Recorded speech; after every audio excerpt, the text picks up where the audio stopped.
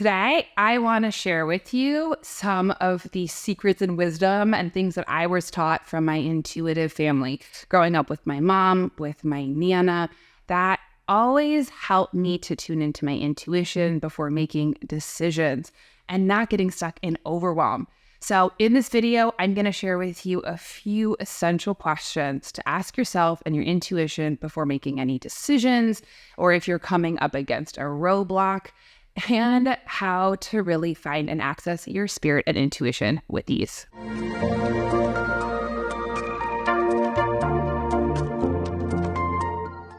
I often say that my greatest gift that was bestowed upon me from my family was a relationship with my spirit and my intuition, and a language and support around that.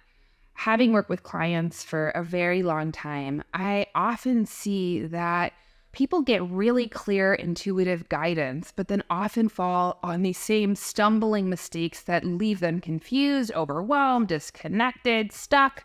So I want to share with you some of the things that my mom always taught me growing up. So before I go any further, hi, I'm Sonia. I'm a fourth generation intuitive, and I teach you how to plug back into your innate divine self, your intuition. If you're new here, hit subscribe, hit that little bell notification because I release new videos every week. And if you are returning, thank you. I love you. I'm so glad you're here. And don't forget to check out the information box below. I have tons of tools, tips, a family podcast. We have all sorts of resources and stuff to help you on your journey. So let's get into it. First question that was essential in my family before anything. And I would go to my mom and I would be worried or anxious about something. First thing that she would always ask me is, what does your intuition say? Before she uttered one peep of what she thought. And this is such a powerful question because often what we do as habit is have a problem and we shop it around to our friends. We go to our girlfriends, we go to our partner, we go to our families, we go to our coworkers, and we get inundated with even more information about what it is that we should do before even taking a moment to go inwards and consult ourselves. And what I also really find and know to be true is that who are the quality of the people that you're asking? You know, I remember I was with a girlfriend of mine growing up, and her mom was a bit of a curmudgeon. She was actually kind of like death by a million paper cuts. She was just harsh. And she was feeling insecure about her new outfit, which actually looked super cute. And I was like, you look great. And she asked her mom what her opinion was. She was like, what do you think? And her mom just made her doubt herself. This is what happens all the time.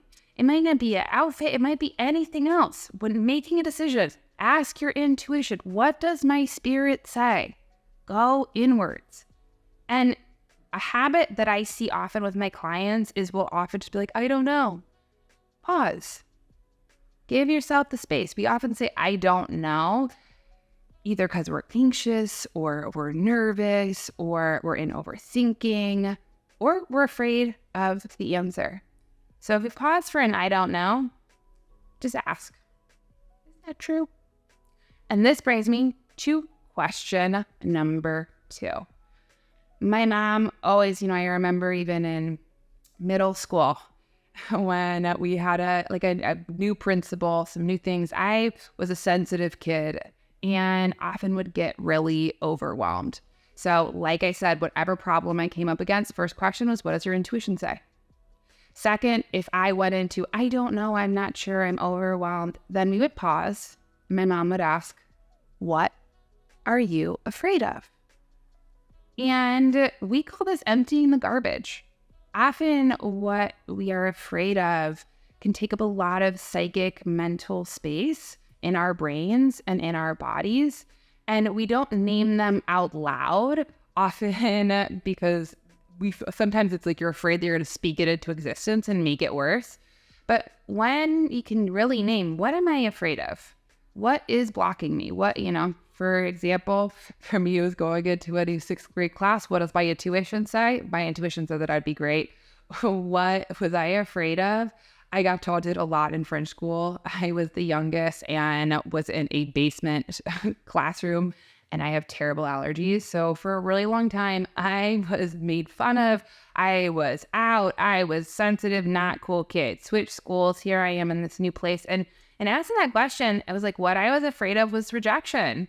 What I was afraid of was that people wouldn't like me. What I was afraid of was being alone. And in uncovering and even naming that, I got to take back my power. Now, you say, what am I afraid of? And then we can go to our third question of, is that true? Is that true? Is it true that everybody's going to ridicule me and make fun of me and it's going to be awful? I mean, maybe, but it wasn't. And my brain liked to complete the end of the story, complete the loop as a way to be in control. And when I really checked in, I'm like, is that true? I'm like, actually, I don't know. I don't know. Which then brought me back to question number one. What does my intuition say? Which is even in this story of when I switched schools was, you're going to be great. And actually, when I switched from French school to my middle and high school, Roycemore, I was like a fish to water. I absolutely loved it and thrived. And so I ask these questions to myself anytime I make a decision, anytime I'm struggling. I ask all the time, what does your intuition say before you ask a single other person? And just notice once we start to have that dialogue of going inward for answers, inward for solution, as opposed to outward, it changes and shifts our orientation. And also in that same way, then we can be discerning about who and what and where we are trying to get guidance and support from. Like, for example, with my friend's mom, probably would be the best one to go to for advice on boosting your self-esteem. Maybe she'd be very good at editing a paper, which is very critical, have all those little mistakes really neat and tidy.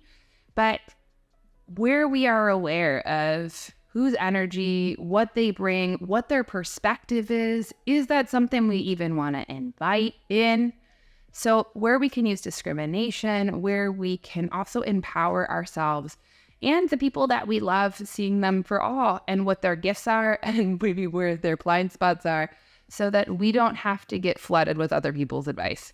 Because advice is like elbow. Everybody likes to tell you what to do, but it's your life. And the more that we can have this feedback system, the more that we can make decisions centered in self, centered in our intuition, centered in our highest good. And that builds our confidence, our connections, our relationships with our people in our world around us, and also our guides and our angels. So I hope that you enjoyed these questions. I really encourage you to use them throughout your week all the time. Might be a little thing, and have fun with it. So if you like this video, don't forget to hit subscribe. Definitely, if you want to work with me, I do intuitive soul readings where you get to your soul purpose, what's going on right now, your gifts, and your burning questions. Check out my family podcast. I have plenty of offerings and ways to support you, including tons of free tools. So go to my website, check the info box below, and I'm sending you all my love. Bye.